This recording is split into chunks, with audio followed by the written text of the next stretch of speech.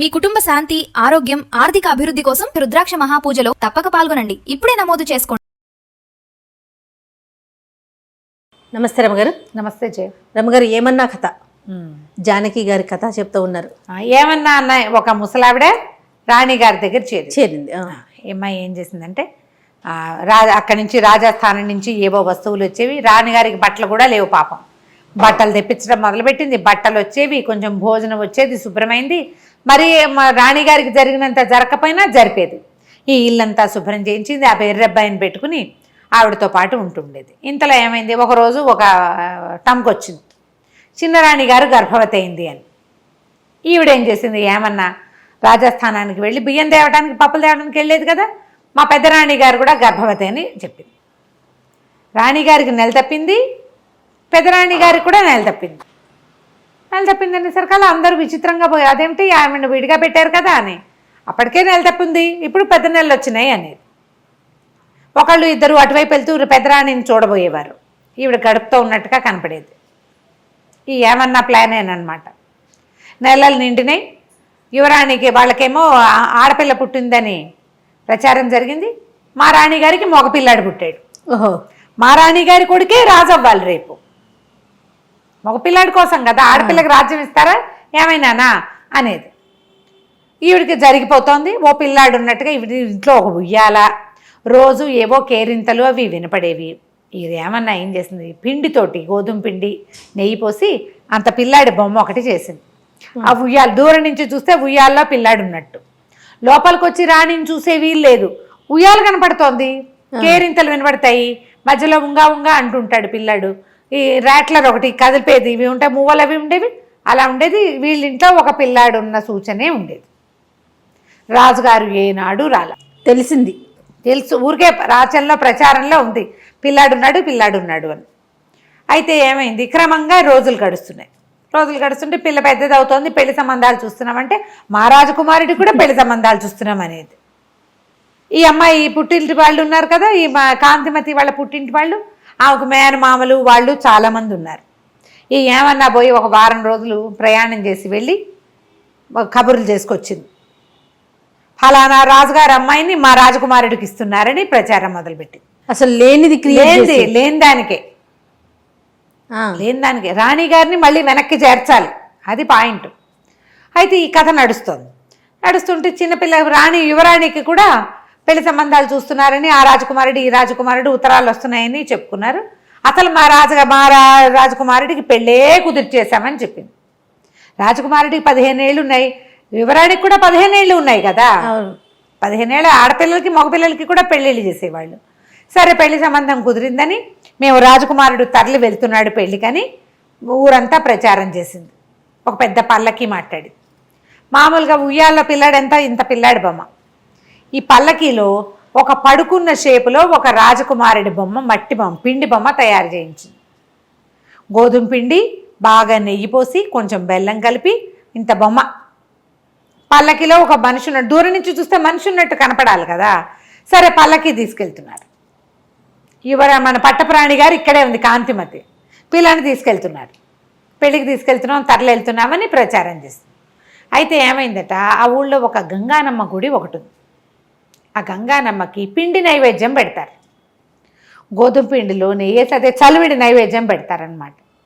అయితే ఏమైంది, ఆ పూట వీళ్ళు పల్లకితో వెళ్తుంటే రాజకుమారుడు పెళ్ళికి తరలివెళ్తున్నాడు అని చెప్పుకున్నారు. ఆ రాజకుమారుని కంటితో చూసిన వాడు ఎవడూ లేడు. అందులో ప్రవేశం లేదు కదా అంతఃపురంలో. ఇప్పుడు ఆవిడనే ఒక పాడుపడిపోయిన ఇంట్లో ఉంచారు, అందులో ప్రజలెవరూ వెళ్ళడానికి వీలు లేదు, ఆవిడకి బహిష్కారం ఉంది. ఈ ఏమన్నా ఒకటే లోపలికి బయటికి తిరుగుతూ ఉండేది. అయితే ఏమైంది, ఈ గంగానమ్మ గుడి దాకా వచ్చాక బోయిలు మోసి భుజాలు నొప్పులు పుడుతున్నాయమ్మా, చెద్దన్నం తెచ్చుకున్నాం తింటాం మేము ఇక్కడ కూర్చునంటే ఆ ఏమన్నా అంది, సరేలేరా పల్లకి దింపండి, మీ తిళ్ళు మీరు తినండి, మరి నేను అట్లా కొంచెం బయటకు వెళ్ళి కాస్త కాళ్ళు కడుక్కొస్తానని ఆ పల్లకి అక్కడ వదిలిపెట్టి, ఏమన్నా ఏమో పక్కన ఏదో చిన్న చెరువు వెళ్తుంటే అక్కడికి వెళ్ళి కాస్త చాలాసేపటి నుంచి ప్రయాణం చేస్తున్నారు. ఆ ఊరి మొగదలలో ఉంది గంగానమ్మ గుడి. వీళ్ళు ఊళ్ళో లోపల ఉన్నారు, అదంతా నడిచి వచ్చారు కదా. ఈ బోయిలంతా ఒక పక్కన కూర్చుని అన్నాలు తింటున్నారు.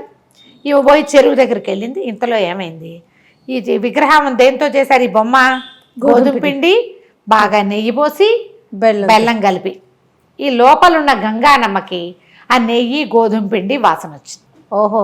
ఆహారం తెస్తున్నారని చూస్తోంది. ఎంతసేపటికి లోపలికి రాల. మామూలుగా అమ్మవారి నైవేద్యం ఎంత పెడతారు? అంతే. ఇంతదే మనం చలివిడి చేస్తే గుమగుమలాడుతుంది. అంత ముద్దతో చేసిన 15 ఏళ్ల పిల్లాడి బొమ్మ ఎంత వాసన వస్తుంది? ఆమె కాస్త ఇట్లా కూర్చుని ఉంటుంది పీట మీద. కూర్చుని ఆవిడ లేచొచ్చింది. లేచి గుళ్ళోంచి బయటకు వచ్చింది. బయటకు వచ్చి వాసన పీలుస్తుంటే చూస్తే పల్లకీలో కనపడుతోంది గోధుమ పిండి ముద్ద. ఆమె అంత లోపలికి చేయిబెట్టి ఆ బొమ్మను బయటికి లాగి ముక్క విరుచుకుని కర్ర కర్ర కర్ర కర్ర తినేయటం మొదలుపెట్టింది. తినేసేసింది బొమ్మని. తినేసరికల్లా ఏదో మోత వస్తోందని ఈ చెరువు దగ్గరికి వెళ్ళి నిదానంగా నడుచుకొస్తున్న ఈ ముసలమ్మ ఏమన్నా పరిగెత్తుకుంటూ వచ్చింది. అయ్యయ్యయ్యో మా పిల్లాన్ని విరుచుకు తినేస్తున్నావని గంగానమ్మ చేయిపుచ్చుకుంది. చేయిపుచ్చుకునేసరికి కేకలు పెట్టింది, నా పిల్లాన్ని తినేసావు, నా పిల్లాన్ని నాకు ఇచ్చేయండి. అమ్మ గంగానమ్మ విదిలించుకోపోయింది. ఆమె ఎంత విదిలించుకున్నా ఈ ముసలిది చెయ్యి వదిలిపెట్టలేదు. నా పిల్లాన్ని నాకు ఇచ్చే, నా పిల్లానికి 15 ఏళ్ల లక్షణమైన పిల్లవాడు, కాబోయే పెళ్లి కొడుకు, అలంకారం చేసి తెస్తే మింగేస్తావా అమాంతం? నా పిల్లని నాకు ఇచ్చేళ్ళు, నువ్వేం చేస్తావో నాకు తెలియదు. గంగానమ్మ వదలవే వదలవే అంటుంది. వదలవే లేదు, ఏమీ లేదు. ఇప్పుడు ఏం చేసింది? కాళ్ళతో చేతులతో పట్టుకుని ఇంత శక్తుల్లో ఉన్న గంగానమ్మని గట్టిగా పట్టేసుకుంది. ఆమె తోస్తుంది, ఇది వదలదు. అక్కడి నుంచి విసుగు, ఇచ్చాను బా పిల్లాడేగా వదులు అని ఒక్క విదిలిచ్చేసింది. ఈమె పోయి మేనా దగ్గర పడింది, ఆ పల్లకి దగ్గర. గంగానమ్మ దబా దబా అడుగులేసుకుంటూ లోపలికి వెళ్ళిపోయింది గుళ్ళోకి. ఇంతలో ఈ మేనా దగ్గర పడింది కదా, మేనాలో ఏమిటో మేనా ఇలా కర్టెన్ పక్కకి తొలిగేసరికల్లా అక్కడ ఒక 15 ఏళ్ల పిల్లాడు పడుకుని ఉన్నాడు. బొమ్మ ఉంది మొదట, బొమ్మ ప్లేస్లో లక్షణంగా అమ్మవారు ఇచ్చిన అనుగ్రహం కదా. ఆ పిల్లాడినే విరుచుకు తిన్నాను అనుకుని పిల్లాడిని ఇచ్చేసానంది. 15 ఏళ్ల రాజకుమారుడు చక్కగా అందంగా ఉన్నాడు. చెప్పింది కదా, అందమైన పిల్లవాడు, పెళ్లికొడుకుగా అలంకారం చేశాం. ఒక అందమైన పిల్లాడు పెళ్లికొడుకుగా అలంకరింపబడి ఏ పడుకున్న పోజులో ఆ బొమ్మను పెట్టిందో అదే పోజులో కనపడ్డం మొదలుపెట్టి. సూపర్. ఏమో చంకలు గుర్తుకుంది. అమ్మో భగవంతుడు ఎట్లా కరుణించాడు. పెద్దరాణి బుద్ధిమంతురాలు, ఆమె ఎవ్వరికీ ద్రోహం చేయనందుకు అమ్మవారు ఇట్లా కరుణించింది. అక్కడి నుంచి ఓహం అని మోసుకుంటూ పోయారు. ఈ లోపల ఏమైంది? ఇప్పుడు ఈ అమ్మాయి ఏమన్నా ఎవరికైతే పెళ్లి కొడుకుని కుదిర్చామని చెప్పిందో ఆ రాజుగారి దగ్గర నుంచి వీళ్ళందరికీ కబుర్లు వెళ్ళినాయి, మా పిల్ల పెళ్ళి అని. వీళ్ళ పద్ధతి ఏమిటి? పిల్లాడు వెళ్ళి పెళ్లి చేసుకోడు రాజుల్లో. కత్తికి బాచకం కట్టించి పెళ్లి చేస్తారు. ఓకే. తర్వాత పిల్లని పంపుతారు. వీడు పిల్లకి ఎదురెళ్ళటానికి ఈ పెళ్లి కొడుకుని తయారు చేసి పెట్టుకున్నారు వీళ్ళు. తర్వాత కథ ఏమైనా కానీ ఇలా ఒక ప్రయత్నం చేసింది అంతే. కత్తికి బాచకం కట్టాక మాకు వద్దని కూడా అనొచ్చు. కథలో ఎక్కడో ఒక చిన్న మెలికలాగా కనపడుతుంది.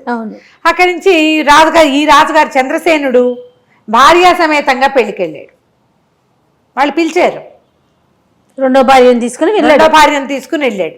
అక్కడికి వెళ్ళేసరికల్లా ఏమైంది? కత్తికి బాచకం కట్టారు. ఎవరి కుమారుడు అంటే రాజుగారు చంద్రసేనుడు కుమారుడే. చంద్రసేనుడు కాంతిమతుల కుమారుడు. అతను కత్తికి బాచకం కట్టి పెళ్లి చేస్తున్నారు. ఈయన ఆశ్చర్యపోయాడు. ఆ కుమారుడు ఎవడో చూడాలి. ఆ కత్తిని రాజకుమార్తెని తీసుకొచ్చారు. తీసుకొస్తే వీళ్ళేమో పల్లకి ఎదురుకుండా తీసుకెళ్లారు. ఈ ఊరి రాజ్యం పొలిమేరల్లో రాజకుమార్తెని తీసుకొస్తే రాజకుమారుడు పల్లకిలోంచి దిగాడు. ఆ దిగిన పిల్లాడిని చూస్తే నిర్ఘాంతపోయాడు రాజు. ఏమిటి ఇంత పిల్లాడా? వీడు నా కుమారుడు అవటం ఏమిటి? ఊరంతా ప్రచారంలో ఉంది కానీ రాజుకేం పెద్దగా తెలీదు. చిన్నరాణి వినేది అనుకునేది. పిల్లాడు చూస్తే మహా అందంగా ఉన్నాడు. 15 ఏళ్ల వాడు, ఆ పిల్లకు 12 ఏళ్ల పిల్ల రాజకుమార్తెకి. సరే రాజకుమార్తెని పల్లకి ఎక్కించుకున్నారు. పిల్ల ఒకళ్ళనొకళ్ళు చూసుకుంటున్నారు. చంద్రసేనుడు గుర్రం వేసుకుని ఆగ మేఘాల మీద పరిగెత్తుకుంటూ ఆ పడిపోయిన శిథిలాల బిల్డింగ్ ఉంది కదా అక్కడికి పరిగెత్తాడు. ఆ కాంతి ఈ లోపల ఏం చేసింది? ఏమన్నా కూడా కబురు చేసింది, అమ్మవారి అనుగ్రహం నీ మీద పరిపూర్ణంగా ఉన్నది. ఇట్లా ఒక బిడ్డ వచ్చాడు, ఒక పిల్లవాడు మనకు లభించాడు. ఈ పిల్లవాడు నీ పిల్లాడే, నీ పిల్లాడి కోసమనే పంపించింది ఆవిడ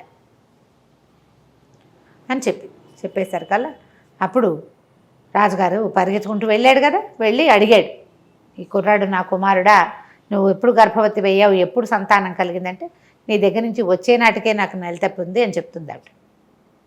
చెప్పేసరికల్లా చెప్పమంది కదా, నేను ఇది నిజమే చెప్తున్నానని అనుకో, ఆ కుమారుడు నీ కుమారుడే. భగవంతుడి అనుగ్రహం మనకి ఇలా కలిగింది.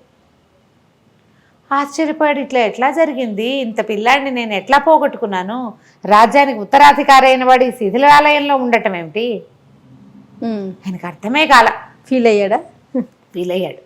సరే అక్కడి నుంచి రాజకుమారుణ్ణి మరి ఇక్కడికి ఎట్లా తీసుకొస్తారు, రాజకుమారుని రాకుమార్తెని తమ ఇంటికి తీసుకెళ్ళి సగౌరవంగా కాంతిమతిని కూడా పల్లకి పంపించి రాజస్థానానికి రప్పించాడు. అప్పుడు ఈ ఏమన్నాన్ని పిలిపించారు. ఆవిడేం చెప్పిందంటే అందరికీ చెప్పింది ప్రజలకి, రాణిగారికి కుమారుడు కలగలేదు, ఈ కుమారుడు రాణిగారికి పుట్టిన కుమారుడు కాదు. ఆమె సహనంగా 15 సంవత్సరాలు తను చేయని తప్పుకి ఒక్క కంప్లైంట్ కూడా లేకుండా పుచ్చిపోయిన జొన్నలు పంపించిన ఆ వండుకు తిని నిశ్శబ్దంగా ఉన్నందుకు గంగానం ఇచ్చింది ఈ రాజ్యానికి ఉత్తరాధికారి అని చెప్పింది. నేను మంత్రి గారి ఇంట్లో పనిచేసేదాన్ని, మంత్రి గారికి ఇక్కడ సహాయంగా ఉండేదాన్ని. మన రాజుగారు మంత్రి గారిని ఊరు పంపించేస్తే నాకు పని లేకుండా పోయింది. నేను ఈ ఎవరి మహారాణి దగ్గరికి వెళ్ళే మార్గాన్ని చూస్తుంటే ఈ కుర్రాడు తగిలేడు నాకు. వాడు ఏమన్నా కొంటా అంటే ఆ ఏమన్నాగా నేను వెళ్ళాను. మంత్రి గారి దగ్గరికి వెళ్ళి ఇట్లా మహారాణి దగ్గర చేరానని చెప్తే ఈమెకు కావలసిన ఆహారము దినుసులు అన్నీ కూడా మంత్రి గారే ఇచ్చాడు. ఇప్పుడు ఆ రోజున చిన్నరాణి రాజుగారికి కంప్లైంట్ చేసింది, ఏమిటి వీళ్ళిద్దరూ గూడు పుఠాని చేశారని. ఏం మాట్లాడారో రాణిగారితోటి మంత్రి గారితోటి విడివిడిగా సభలో వినండి. చిన్నరాణి పుట్టినరోజు, రేపొద్దున ఆవిడకి పుట్టబోయే సంతానమే ఉత్తరాధికారి అవుతుంది. ఆమె మొదటి పుట్టినరోజు మన రాజ్యంలో ఘనంగా చేయాలని, ఆమెకి చీరలు నగలు తీసుకురమ్మని, పుట్టినరోజు ఏర్పాట్లు గ్రాండ్గా చేయమని రాణిగారు చెప్పింది. రాణి కూడా రాజుకి నేను చేసింది ఇది అని చెప్పి ఇంత ప్రూఫ్ బయటపడేశారు కల్లా రాజుగారు చిన్నరాణిని తెగ తిట్టిపోసాడు. ఆమె వెళ్ళిపోమన్నాడు. నీ వల్ల నేను నా రాణికి దూరం అయ్యాను, మంత్రికి దూరం అయిపోయాను. ఏదో భగవంతుడు అనుగ్రహించి ఇలా ఒక కుమారుడు వచ్చాడు అదే అనేసరికల్లా పెద్దరాణి చెప్పింది, వద్దు వద్దు. ఆమె ఏమంటారంటే మన ఇన్సెక్యూరిటీ ఫీలింగ్. నువ్వు పెళ్లి చేసుకున్నావు, భార్యతోటి బాగా ఉండకన్నా ఎంతసేపు పెద్దరాణి పేరే తలుస్తుంటే రెండో వాళ్ళకి మంటగానే ఉంటుంది. ఇట్లా చేయొద్దు, ఆమె కూడా ఒక కూతురుంది, మన రాజ్యానికి యువరాణి, పిల్లని మంచి చోట ఇచ్చి పెళ్లి చేసుకోవాలి, ఇంకా సంతానం కలగచ్చు మనకి అని బతిమలాడి ఉంచేసుకుంది. ఈ గంగానమ్మ ఇచ్చిన రాకుమారుడికి సూర్యసేనుడు అని పేరు పెట్టుకున్నారు. ఆ సూర్యసేనుడికి పెళ్ళైపోయింది కదా, పిల్లాడి యువరాజుగా కొంతకాలం ఉండి తర్వాత ఆ రాజ్యానికి ఉత్తరాధికారి గంగానమ్మ ఇచ్చిన ఆ సంతానమే రాజయ్యాడు. ఏమన్నా కథ చాలా బాగుంది రమ్మ గారు, సూపర్గా ఉంది కదా. చాలా బాగుంది. నమస్తే.